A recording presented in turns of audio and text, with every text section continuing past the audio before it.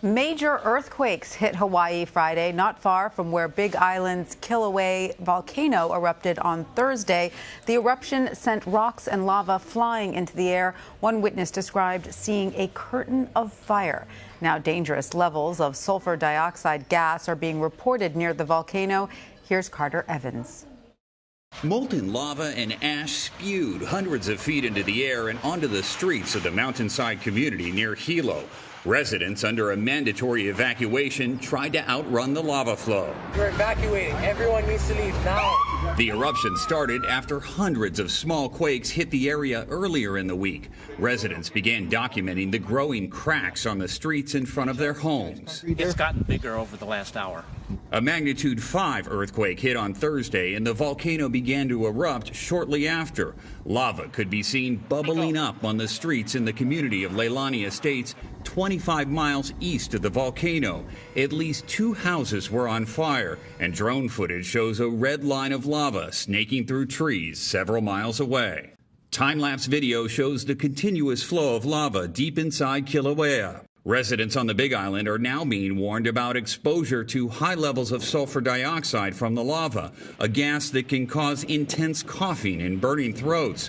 Volcano expert Paul Davis says the gas occurs during the melting process. It's sort of like you've injected ammonia into into your nose, into your breathing area, into your throat. Hawaii has 5 active volcanoes, but Kilauea has been in a constant state of eruption since 1983, and scientists say there's no way to predict how long this eruption will last. The Red Cross is telling people to prepare to be out of their homes for at least 2 weeks, and authorities are warning those in the path of the lava if they do not evacuate, rescuers may not be able to save them. Tanya? Carter Evans, thank you. Hawaii Democratic Congresswoman Tulsi Gabbard is on the phone with us now.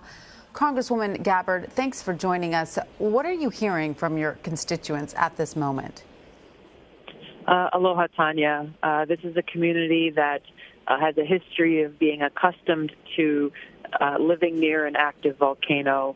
One thing that makes this occurrence a little different from the past is that the 3 eruptions that have occurred between last night and early this morning have occurred within a community itself.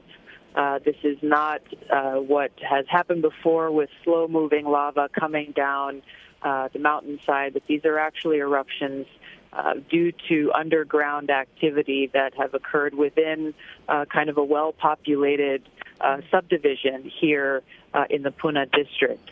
So far...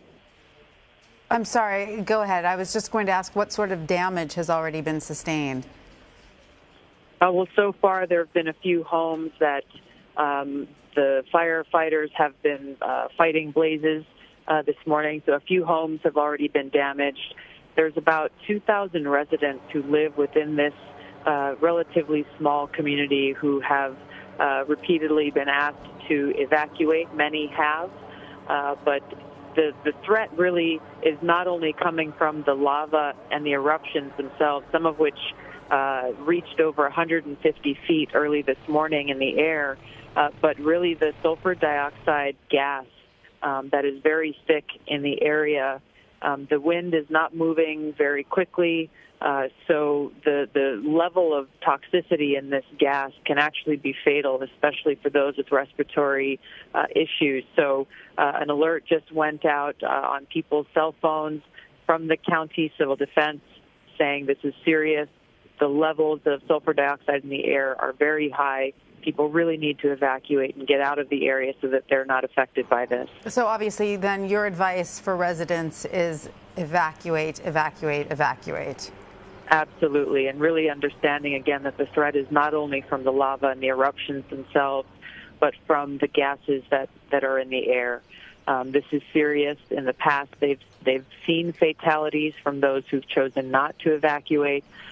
So there are shelters set up since last night. Red Cross shelters, other community groups and churches are welcoming people. People just need to get into safety. Now, do you think the state could be doing anything more to keep people safe in situations like this? You mentioned that, you know, this is a community that is used to dealing with volcanoes. The county and state have activated very quickly, declared emergencies, deployed resources. The National Guard was activated last night, right when all of this started happening, really to help with these evacuations. Fire, police, all of our first responders have been on the ground. So folks are moving where they need to be and how they should be to try to keep the community as safe as possible. All right, Congresswoman Tulsi Gabbard, thank you so much.